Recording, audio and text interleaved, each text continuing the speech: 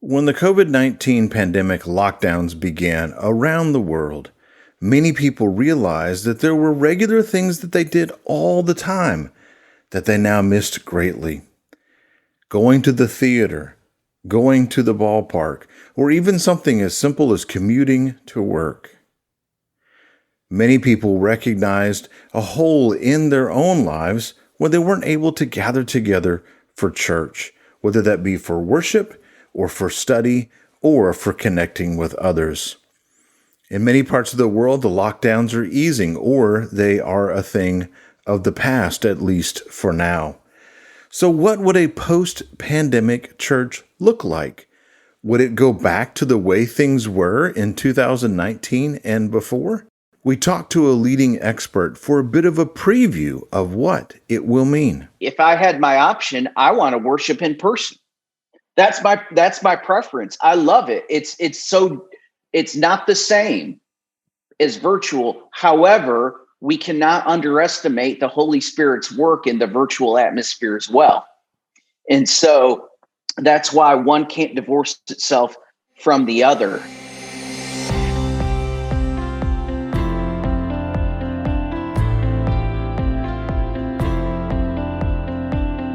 Welcome to World Methodist Evangelism's Real Faith, Real World podcast, where we connect the faith within us with the world around us.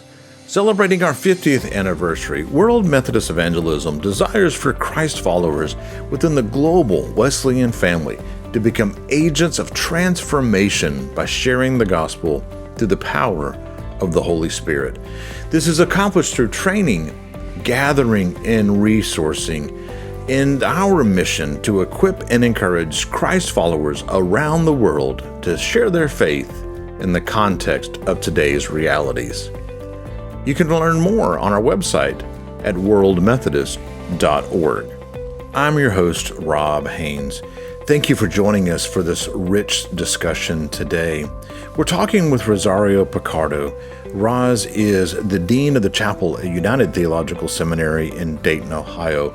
He is a church planner and co-author of a book called Fresh Expressions in the Digital Age. It takes a look at what it means to live as a church or people who are seeking to live in a deeper relationship with Christ in a post-pandemic world. I want to thank you for listening to this episode, and thank you to the generosity of Christ Church Global in Memphis, Tennessee, for making this podcast possible. We welcome to the Real Faith, Real World podcast, Roz Picardo. Welcome. Hey, thanks for having me, Rob. Tell us a little bit about yourself. Well, I am, first of all, a child of God, person of worth. Name is Rosario Picardo, and I go by Roz, and I live in Dayton, Ohio. Married to my wife, Callie, of almost 11 years now, and we have three beautiful baby girls, Lily, who's 4, Gabriella, who's 2.5, and Hannah, who is soon to turn 1.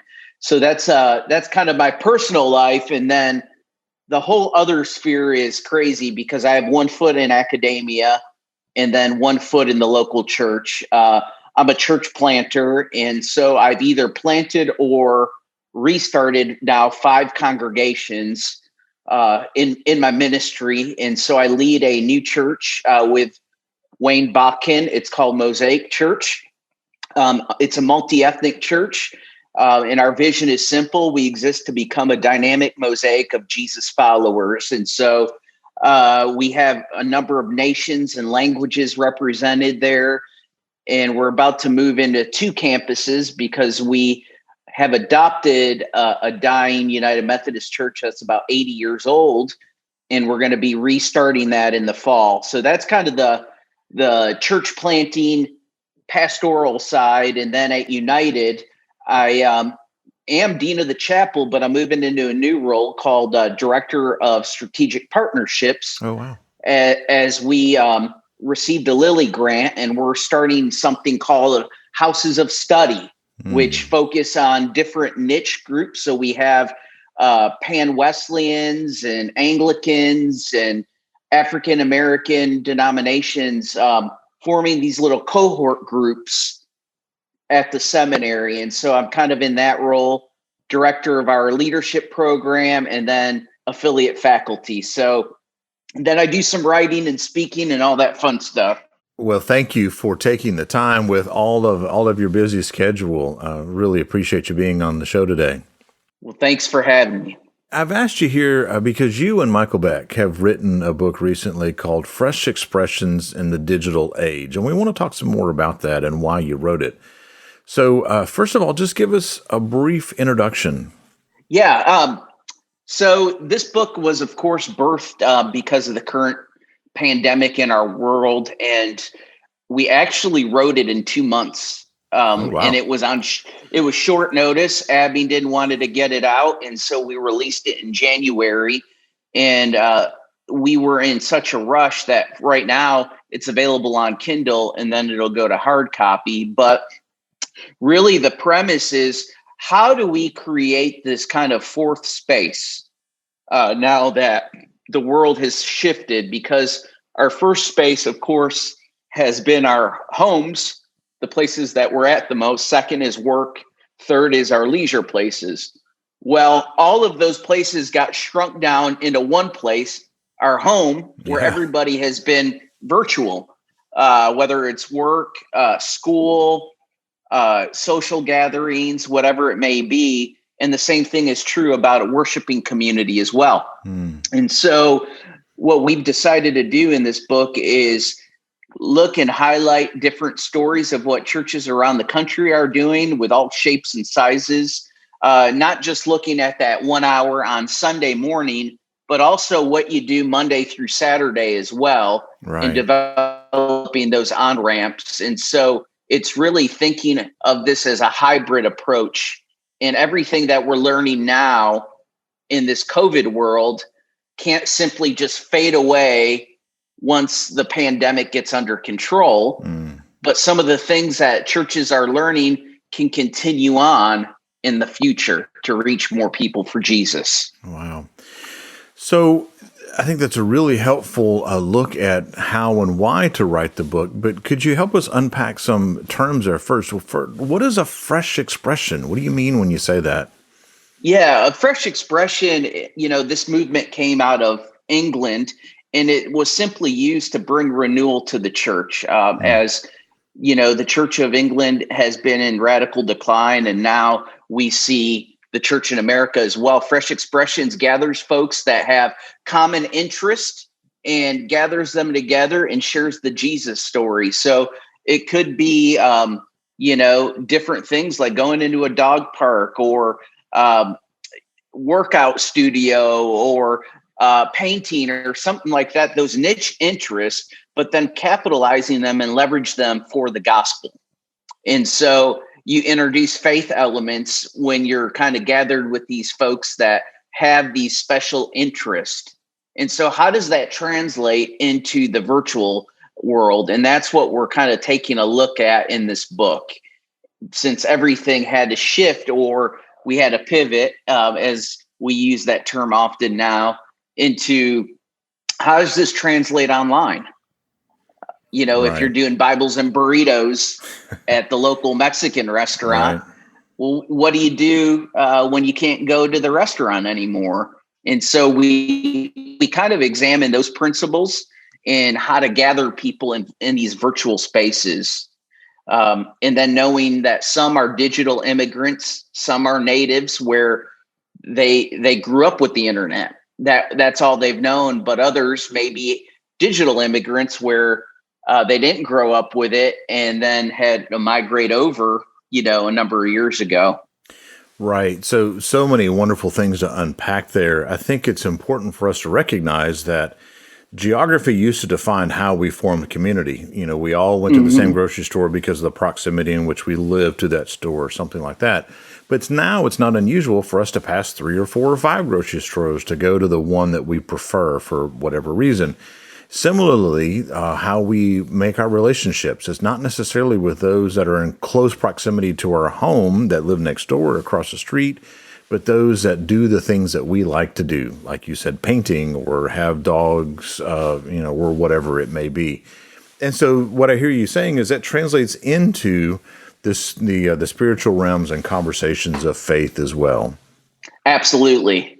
So to kind of give you some examples, my co-pastor, he enjoys, he was a chaplain at the YMCA, and he's also a spin instructor. And so he was getting up at 5:30 in the morning and doing spin. Well, when the pandemic hit, he couldn't go to the gym anymore. And so he started doing these spin classes over Zoom and gathering people together.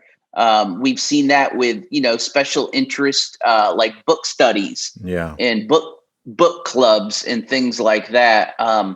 Michael Beck even does this with Yoga Church, where, there's a devotional, all that, and they do this kind of exercise. So, or there's dinner church where folks and families are getting together for dinner, but they're having community virtually over Zoom. So there's different ways of going about that in terms of reaching out to folks.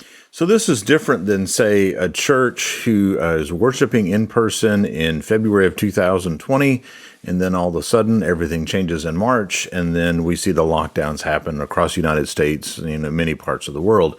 And then all of a sudden we saw churches sort of replicate that Sunday morning service into a streamable platform that people could participate in Sunday morning worship. But you're not talking about that. You're talking about other parts of life. How is the digital realm impacting spiritual growth outside of that 1 hour on Sunday? Right. And it's not to say that we don't address what you do in that 1 hour on Sunday morning, because that's critical as well. Sure.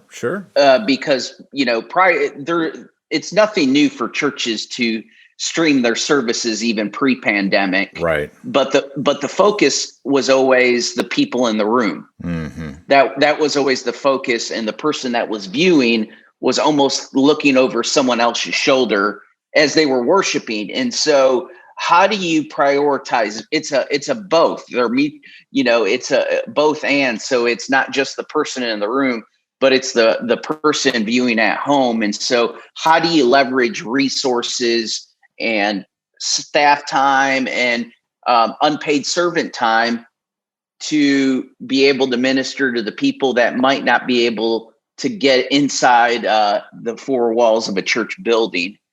So we take a look at that and some of the learnings we've had and how some of those things probably need to continue. Yeah. So are there ways in which spiritual growth is impacting the digital age? That's a good question. I think we're more cognizant of the content that is being put out there now. So, when you think about it, Easter of last year, churches crashed the internet. Yeah, that's right. In a good way, right? Yeah. And so I think we've used this virtual kind of platform to leverage it to get the gospel out.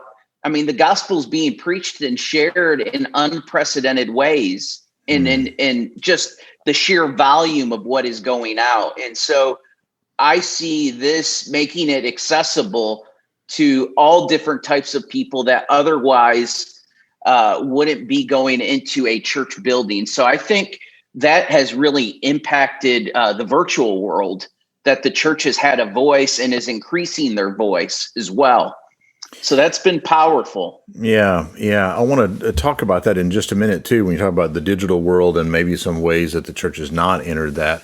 But first, you and I are recording this in the second quarter of April 2021, and the subtitle of your book is How the Church Can Prepare for a Post-Pandemic World. I think a lot of people are ready for a post-pandemic world. We so want to be there. But we're not quite there yet. So give us a preview of just how we can prepare for a post-pandemic world. Yeah, that is a great question, because everybody's trying to figure that out. And I'm not an expert. I just stumble my way through just like other folks, but have learnings along the way in trying to really assess and figure this out. And so just want to share kind of what I think, if I'm looking into a crystal ball, and looking at maybe how the church can structure for the future. First of all, I think this provides a huge reset for everybody. That's the first thing. COVID allows us to hit the reset button. And so I think there are ministries probably within the local church that need a graceful death. Yeah. Because you don't get resurrection without the death. And so I think it gives pastors kind of that permission. All right, it's okay to, end the chicken noodle dinner supper, right? Yeah. That wasn't making disciples in the first place, but it proved to be a sacred cow. And so what do we do going forward with that? So I think that's the first thing. It allows a huge reset button. And I think local churches will focus on fewer things and do those well. And what I mean by that is prioritization. Right. So it's going to mean you get bigger by getting smaller. Yeah. When you think about that. And so it's more of an alignment. I think that'll help in this post-pandemic world. I think that's what COVID is preparing the church for. We're also looking at what our metrics going to look like. Okay. Before it was butts and bucks, butts and seats and bucks in the offering plate. Right. And maybe if you're part of different, tribes or denomination like I am with the United Methodist Church, you fill out those end of the year reports and you have those. But what do metrics look like now?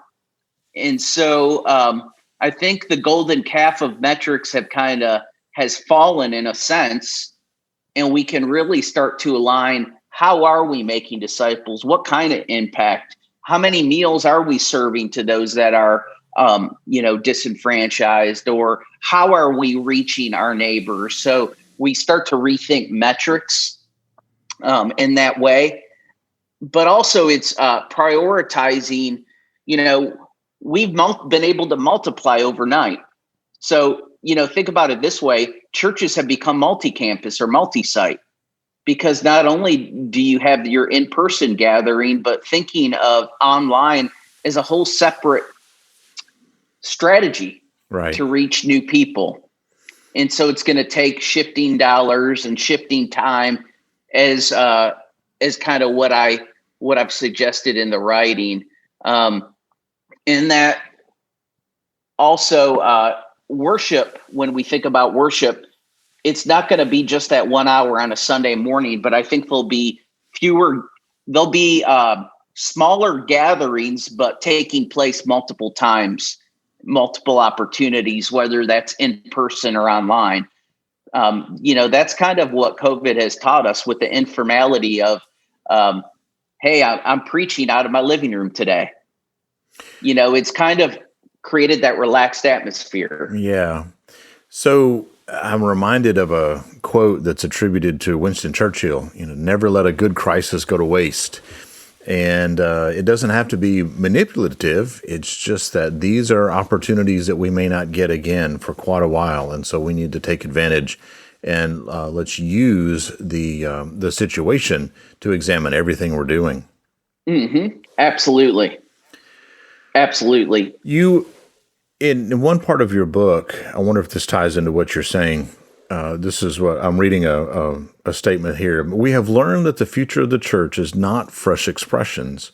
The future of the church is the blended ecology of fresh expressions and traditional congregations, a manifestation of not only Jerusalem and Antioch, gathered and scattered, tabernacle and temple, but now digital and analog as well. This is being faithful to the deepest ecclesiology revealed in scriptures. Some big things in there, blended ecology and ecclesiology. Can you help us understand what you mean by that? Because I think this is what you're talking about here in the future of the post-pandemic church. Yeah. So when we think of blended ecology, it's not just doing something new, like a new church plant or a new fresh expression, but it's saying that there is a place for the inherited church as well. The church on the corner of Main and Maple still has a purpose, and a fresh expression cannot divorce itself from the inherited church or vice versa. And so, apostles, prophets, and evangelists need shepherds and teachers. We all need each other. And so the blended ecology goes together in terms of the inherited church and this new work that God is doing. But it's also this analog and digital, the real time, and also allowing for those virtual spaces to thrive and flourish as well. So it's enough room in the kingdom to have this both and in order to reach more people.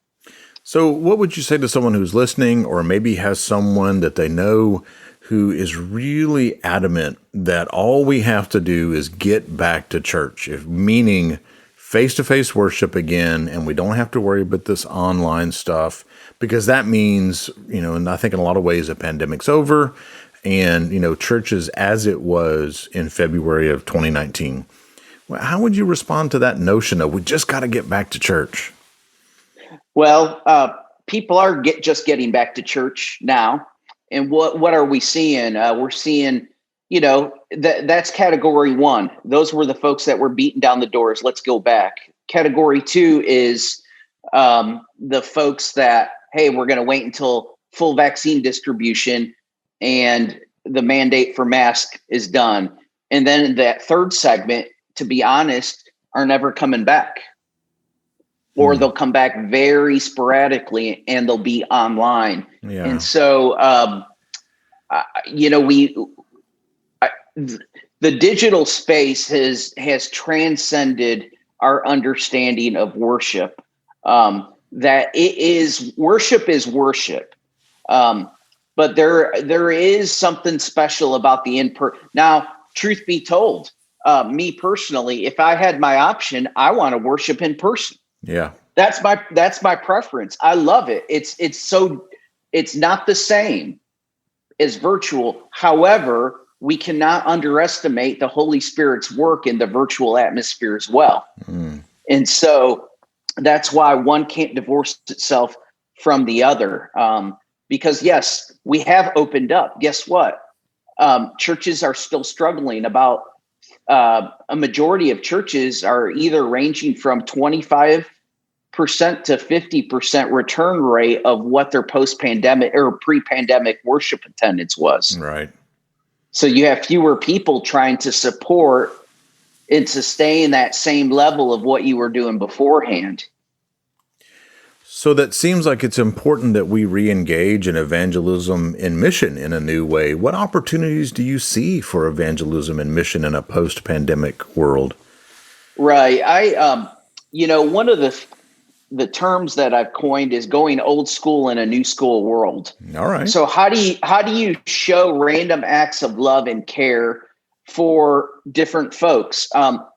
Primarily, we're focusing on the people that are within our own flock right now, because those are the ones that really need the love and support, and the ones that some of us haven't seen in a year. Right. So I talk about doing some great things like old-fashioned letter writing.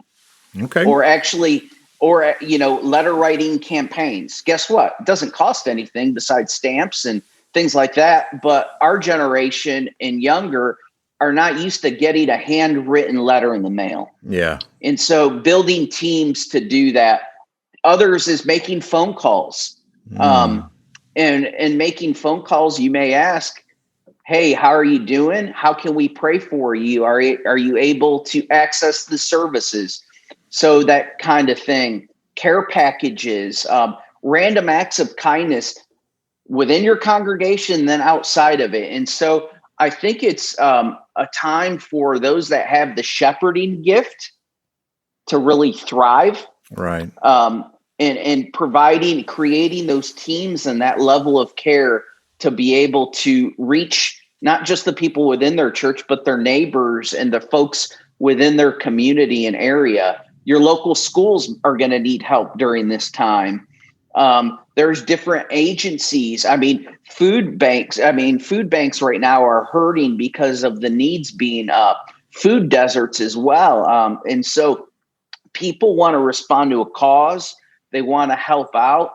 And so I think there's some tangible ways of meeting those needs that can help us show God's love in real ways. And that's something everybody can do. You don't have to be a seminary. Anybody can do it. You don't have to be a seminary professor like you or a pastor like you, but anybody can do those. Absolutely. And they're easy ways, and it's low-hanging fruit. So the thing is, attempt to do something. If it's online, I encourage people and say, you don't need to have a multi-million-dollar budget to do anything online. Yeah. Because the playing field has leveled with the invention of the smartphone. And you can go viral in a positive way, right? By being able to do some of the things that we see folks do that is free. All it costs is time. And you think about, how do you build those teams to be able to share prayer requests and give devotionals? Or one of our biggest offerings was online adult coloring, Bible journaling. Oh, wow. Yeah. And so there was a verse or a theme of the day, and people color with one of our folks that was kind of facilitating that. It caught us by surprise. So I would say, attempt to do things, and don't make it an excuse that you don't have enough money or resources or the multi-million-dollar equipment that the church down the street has.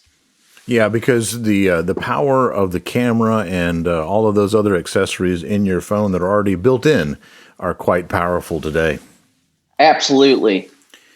Roz, I wonder if you could share a story or two that you have seen of someone who may have gone from not really engaged in this sort of thing to a story of success, for lack of a better word, or maybe someone who's had a real perspective change when they've engaged in some of these things you're talking about. Yeah, I would say some of that has been even on the personal level, us as a church, really. Yeah. And so to give you an example, we were doing we were doing our in-person services, and of course pandemic hit, and then we did drive-in services for 5 months in different parking lots throughout the Dayton area. And then on Christmas Eve, we actually did two outdoor services in Ohio weather in the middle of winter. Wow. So it taught us to get outside the four walls of the church, which being a new church start, I mean, that's kind of in our DNA. But I saw our folks start to embrace that. They were saddened because we had taken a hiatus from in-person, but I noticed some friend groups getting together and kind of having a tailgating party, if you will, like you would for a sports event, where they were bringing out their lawn chairs. They were bringing their pets, different things as we were worshiping in parking lots. But we were also doing this pre-recorded service as well. And our newcomers, or the people that were kind of on the sidelines, enjoyed it. But here's what we learned. Our insiders actually prefer to be in the room. Okay. With mistakes and everything, or, blunders or whatever. Right. And so, we started to hear from our folks on that. And, I think the value of authenticity is something not to be underestimated, in a virtual space and in a, physical space as well. And so, one of our folks, she's in her 60s, and she's a widow, and she has so much enjoyed being a part of the online groups that have started. We have more people engaged in groups now than ever before. We have over 130 people in some sort of online group at our church. And she has been thrilled because she's been so lonely outside of that. But this has provided her an outlet to connect and get to know people that she has never gotten to know before. And so we have people coming into these groups that have never met in person and yet have bonded online. And that has just been... So those are just kind of a few instances of where we've seen some great ministry and people's perspective changing, including my own. Yeah. If you could sum up one thing that you would encourage someone to do who wanted to take that next step in this, what would that be? I would say you need to know your why. I think it starts with knowing your why. Usually we get stuck on the what. Yeah. The what may be online worship or online outreach or whatever you want to, spiritual formation. But starting with the why is crucial because it's going to dictate everything else. Yeah. And it's going to help with your expectations. And then a close second for that is forming a team. It cannot be the job of one solo heroic leader that is leading this online charge. Yeah. It has to be team-based, because if I'm the only person that people are seeing 7 days a week online, they're going to get sick of me. I'm going to get sick of myself. And so it's just so important to be able to have those voices and incorporate laity especially. Yeah. And I think this is the time we can equip laity to be able to do some of this engagement as well. Wow. Roz, you have such a wealth of experience and not only experience, but also training in this. And so thank you for sharing from that wealth today. Before we let you go, we like to ask all of our guests about something that they've found. We'd love to know what you're reading or listening to, maybe what you're watching that you find compelling or interesting. So, Roz Picardo, I'm going to ask you, what have you found?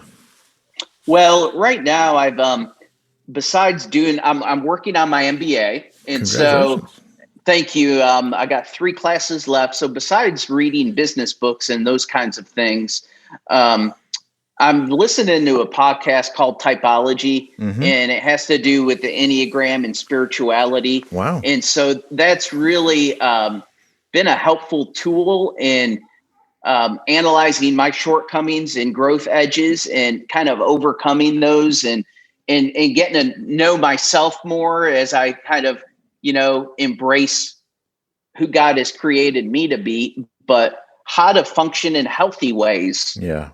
In my personality type along with my spirituality. So that's been really cool. So it's Typology with Ann Krause. Excellent. What I found ties into this idea of the blended. So in 2016, this video hit YouTube, but it's just come back up to my attention this week. And it's a conversation between Bono, the lead singer of U2, and Eugene Peterson, who is a deep theologian and written lots of things, including the Message Bible. And Bono read the message, and he was compelled by Peterson's use of modern language to get to some really deep thoughts. And so he reaches out to Eugene Peterson and wants to meet him, and he goes to his house in Montana. Now, Peterson has no idea who this guy is. He doesn't know what a U2 is or anything like that. And the conversation that they have in the story is really rich and really enjoyable. It's about a 20-minute video, and the link is in the show notes. So, Roz, if people wanted to get in touch with you, how could they learn more or ask you some questions? Yeah, you can email me at Roz, R-O-Z, at wearemosaic.org. Great. We'll put a link to that and a link to the great work that you and Michael Beck have done with digital expressions in this current age. Roz Picardo, thank you so much for being on the Real Faith, Real World podcast. Thanks, Rob. I really appreciate the way Roz sees the world, not so much in ones and zeros as a digital world or even as an either or, but he explores the both and. Because let's face it, the post-pandemic world will mean that we will be doing many things in blended ways, probably for years to come. The things that Roz and I discussed you will find in today's show notes, so be sure to check those out. You'll also find ways that you can get in touch with us on social media. We'd also love to hear from you. Be sure to write us at podcast@worldmethodist.org for your suggestions on future episodes or your questions or your comments. Thanks again to Christ Church Global for sponsoring this episode. I'm Rob Haynes, and you've been listening to WME's Real Faith, Real World podcast.